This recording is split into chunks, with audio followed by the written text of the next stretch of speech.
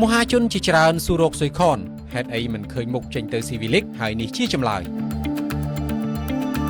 ការប្រកួតបាល់ទះប្រចាំតំបន់អាស៊ីអាគ្នេយ៍ដ៏ធំបំផុតទី2បន្ទាប់ពីស៊ីហ្គេមដែលមានឈ្មោះថាស៊ីវីលីកបានខិតជិតមកដល់ហើយក្នុងនោះការចាប់ពូលជើងទី1ក៏បានធ្វើរួចរាល់ហើយដែរដោយក្រុមកម្ពុជាស្ថិតនៅពូលជាមួយនឹងម្ចាស់ផ្ទះហ្វីលីពីននិងក្រុមខ្លាំងក្នុងតំបន់អាស៊ីអាគ្នេយ៍ឥណ្ឌូនេស៊ីទន្ទឹមនឹងការប្រមូលផ្ដុំក្នុងជំរំជម្រើសជាតិដោយសារមានបងប្អូនយើងជាច្រើនមិនបានឃើញវត្តមានរបស់ស៊ុយខនក្នុងជំនុំវឹកហាត់ជម្រើសជាតិថែមទាំងបានធ្វើការខមមិនខ្លះថាអញ្ចេះខ្លះថាអញ្ចោះយ៉ាងណាតាក់ទងនឹងចំណុចនេះក្រុមការងារ Pick Sport ក៏ធ្លាប់បានធ្វើការសម្ភាសទៅកាន់ស៊ុយខនផ្ទាល់រួចហើយដែរហើយសម្បីខ្លួនក៏ធ្លាប់បានបញ្ជាក់ថាបញ្ហាគេមានកម្ពស់ទាបត្រឹម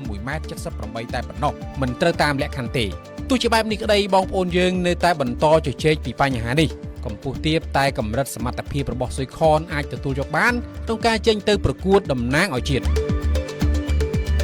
ឆ្លើយតបនឹងការខមមិនសួររបស់បងប្អូនយើងក៏បានសុំការបញ្ជាក់ពីខាងសហព័ន្ធកីឡាបាល់ទះកម្ពុជាហើយខាងសហព័ន្ធបានបញ្ជាក់រួចហើយដែរកាលពីថ្ងៃផ្ដាច់ព្រាត់ពីរង្វាន់តេជោលីកអ្នកសារព័ត៌មានបានផ្ដល់ជាសំណួរទៅកាន់លោកបណ្ឌិតអង្គសេរីពិសិដ្ឋអគ្គលេខាធិការសហព័ន្ធកីឡាបាល់ទះកម្ពុជាយ៉ាងដូចនេះថាតាក់ទងនឹងកីឡាករតើមានការប្រែប្រួលទេក្រោយចប់តេជោលីកព្រោះឃើញកីឡាកររបស់អង្គរៈមួយចំនួនហាក់មានភាពលេចធ្លោពិសេសដូចជាស៊ុយខនជាដើមលោកអគ្គលេខាធិការបានឆ្លើយសំណួរនេះយ៉ាងដូចនេះថាតាក់ទងនឹងស៊ីវីលីកយើងអាចមានការប្រែប្រួលច្រើនស៊ីវីលីកយើងមានពេល10ថ្ងៃទេហើយខ្ញុំជឿជាក់ថាកីឡាករមួយចំនួនដែលយកមកជំរុំជម្រើសជាតិប្រហែលជាគាត់ពិបាកនឹងមកមិនមែនយើងមិនធ្លាប់បានអញ្ជើញទេទី2យើងមានពេលខ្លីក្នុងការប្រមូលផ្ដុំប្រសិនបើយើងយកកីឡាករថ្មីមកប្រមូលផ្ដុំក្នុងរយៈពេល10ថ្ងៃនេះគឺពិបាកលេងអាចលេងអត់ចូលគ្នាការចាប់ផ្គុំគ្នាក៏ពិបាកព្រោះថាកីឡាករជម្រើសជាតិទាំងអស់របស់យើងបានប្រមូលផ្ដុំពួកគាត់តាំងពីខែមេសាឆ្នាំ2026មកវាមានន័យថាកីឡាករជម្រើសជាតិយើងទាំងអស់ហ្នឹងបានហាត់ជុំគ្នាតាំងពីមុនតេជោលីកមកម្លេះហើយដល់ពេលតេជោលីកចាប់ផ្ដើមទើបពួកគាត់បំបែកចេញទៅតាមក្លឹបរៀងៗខ្លួន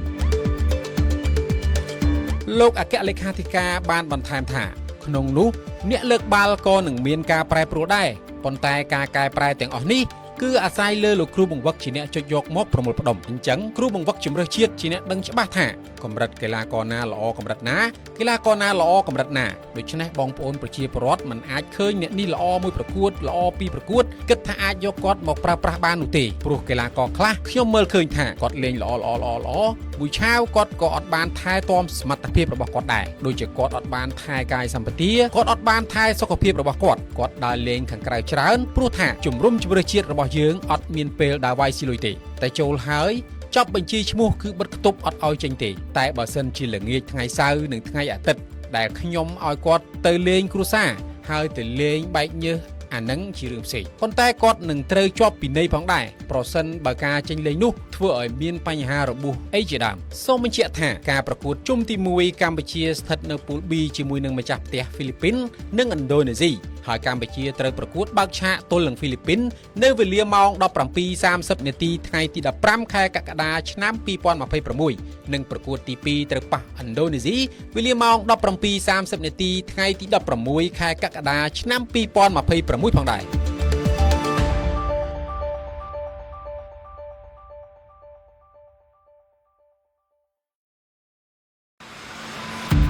មហាជនជាច្រើនសួររកស៊ុយខនហេតុអីមិនឃើញមុខចេញទៅស៊ីវីលីកហើយនេះជាចម្លើយ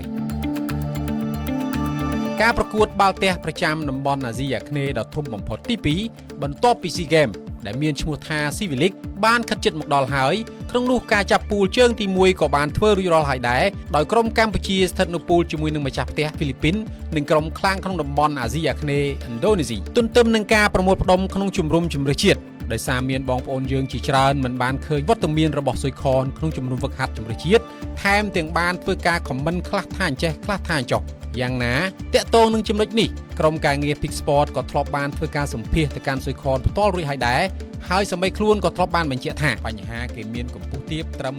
1.78 តែប៉ុណ្ណោះមិនត្រូវតាមលក្ខខណ្ឌទេទោះជាបែបនេះក្តីបងប្អូនយើងនៅតែបន្តជជែកពីបញ្ហានេះកម្ពស់ទាបតែកម្រិតសមត្ថភាពរបស់ស៊ុយខនអាចទទួលយកបានក្នុងការចេញទៅប្រកួតតំណាងឲ្យជាតិឆ្លើយតបនឹងការខមមិនសួររបស់បងប្អូនយើងក៏បានសុំការបញ្ជាក់ពីខាងសហព័ន្ធកីឡាបាល់ទះកម្ពុជាហើយខាងសហព័ន្ធបានបញ្ជាក់រួចហើយដែរកាលពីថ្ងៃផ្ដាច់ព្រាត់ពីរង្វាន់តេជោលីក អ្នកសារព័ត៌មានបានផ្ដល់ជាសំណួរទៅកាន់លោកបណ្ឌិតអង្គស្រីពិសិដ្ឋអគ្គលេខាធិការសហព័ន្ធកីឡាបាល់ទះកម្ពុជាយ៉ាងដូចនេះថាតាក់ទងនឹងកីឡាករតើមានការប្រែប្រួលទេក្រោយចប់តេជោលីកព្រោះឃើញកីឡាកររបស់អង្គរៈមួយចំនួនហាក់មានភាពលេចធ្លោពិសេសដូចជាស៊ុយខនជាដើមលោកអគ្គលេខាធិការបានឆ្លើយសំណួរនេះយ៉ាងដូចនេះថាតាក់ទងនឹង CV League យើងអាចមានការប្រែប្រួលច្រើន CV League យើងមានពេល10ថ្ងៃទេហើយខ្ញុំជឿជាក់ថាកីឡាករមួយចំនួនដែលយកមកជំរុំជម្រើសជាតិប្រហែលជាគាត់ពិបាកនឹងមកមិនមែនយើងមិនធ្លាប់បានអញ្ជើញទេទី2យើងមានពេលខ្លីក្នុងការប្រមូលផ្ដុំប្រសិនបើយើងយកកីឡាករថ្មីមកប្រមូលផ្ដុំក្នុងរយៈពេល10ថ្ងៃនេះគឺពិបាកលេងអាចលេងអត់ចូលគ្នាការចាប់ផ្គុំគ្នាក៏ពិបាកព្រោះថាកីឡាករជម្រើសជាតិទាំងអស់របស់យើងបានប្រមូលផ្ដុំពួកគាត់តាំងពីខែមេសាឆ្នាំ2026មកវាមានន័យថាកីឡាករជម្រើសជាតិយើងទាំងអស់ហ្នឹងបានហាត់ជុំគ្នាតាំងពីមុនដែលចូលលីកមកម្លេះហើយដល់ពេលដែលចូលលីកចាប់ផ្ដើមទើបពួកគាត់បំបែកចេញទៅតាមក្លឹបរៀងៗខ្លួន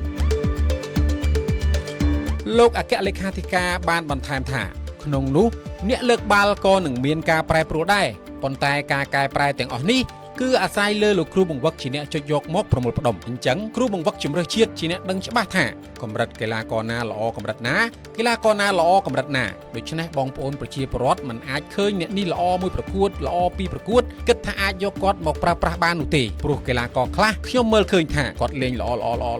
មួយឆាវគាត់ក៏អត់បានថែទាំសមត្ថភាពរបស់គាត់ដែរដូចជាគាត់អត់បានថែកាយសម្បទាគាត់អត់បានថែសុខភាពរបស់គាត់ដើរលេងខាងក្រៅច្រើនព្រោះថាជំរុំជម្រើសជាតិរបស់យើងអត់មានពេលដើរវាយស៊ីលុយទេតែចូលហើយចប់បញ្ជីឈ្មោះគឺបិទខ្ទប់អត់ឲ្យចេញទេតែបើសិនជាល្ងាចថ្ងៃសៅរ៍និងថ្ងៃអាទិត្យដែលខ្ញុំឲ្យគាត់ទៅលេងគ្រួសារហើយទៅលេងបែកញើសអានឹងជារឿងផ្សេងប៉ុន្តែគាត់នឹងត្រូវជាប់ពិន័យផងដែរប្រសិនបើការចេញលេងនោះធ្វើឲ្យមានបញ្ហារបួសអីជាដើមសូមបញ្ជាក់ថាការប្រកួតជុំទី1កម្ពុជាស្ថិតនៅពូល B ជាមួយនឹងម្ចាស់ផ្ទះហ្វីលីពីននិងឥណ្ឌូនេស៊ីហើយកម្ពុជាត្រូវប្រកួតបើកឆាកទល់នឹងហ្វីលីពីននៅវេលាម៉ោង 17:30 នាទីថ្ងៃទី15ខែកក្កដាឆ្នាំ2026និងប្រកួតទី2ត្រូវប៉ះឥណ្ឌូនេស៊ីវេលាម៉ោង 17:30 នាទីថ្ងៃទី16ខែកក្កដាឆ្នាំ2026ផងដែរ